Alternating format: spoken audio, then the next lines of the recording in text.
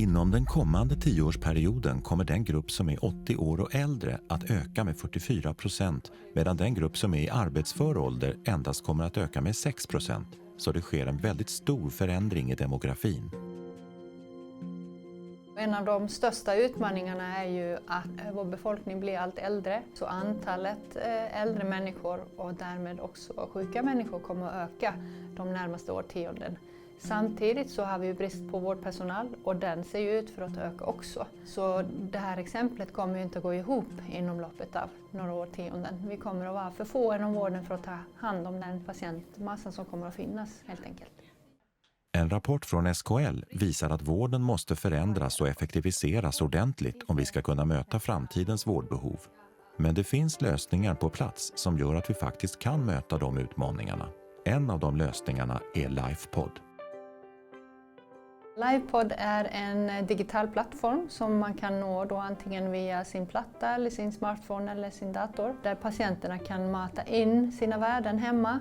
Till exempel hur de äter, hur de rör på sig, hur blodtrycket ligger, om de tar sina mediciner och så vidare. Dessa data genererar ju sedan feedback till patienterna, peppningar om de ligger bra till. Och om de inte ligger bra till så skickas ju blänkare om detta in till sjukhuset. Så kan ju våra sköterskor hålla koll på patienterna på distans. Och om till exempel de rapporterar in höga blodtrycksvärden eller att de mår dåligt, får ont i bröstet eller så kan ju sköterskorna ta kontakt med patienten.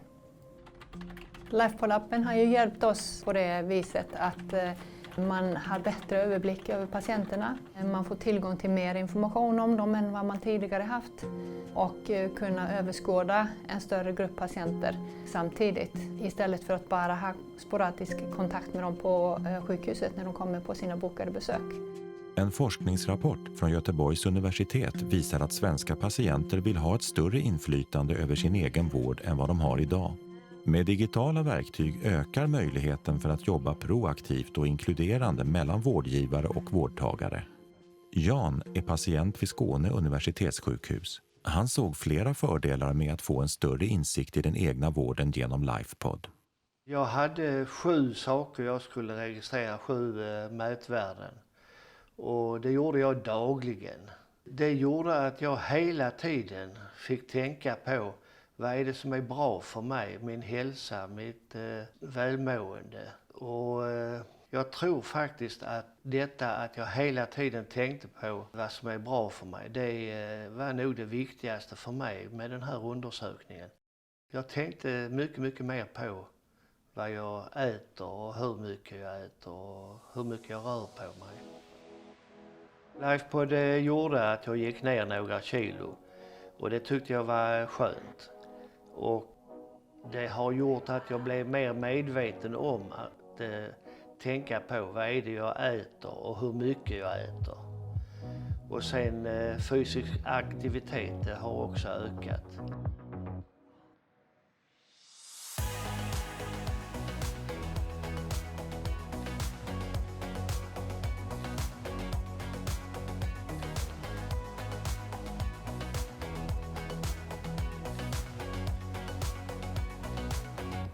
Det som vi har kunnat se hittills är ju att det känns som att patienterna får bättre kontroll över sin egen vård.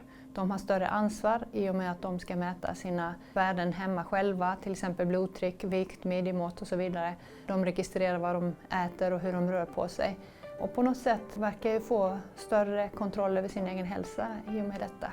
Så det tror jag har varit en stor nyckel till framgång i vårt fall i alla fall.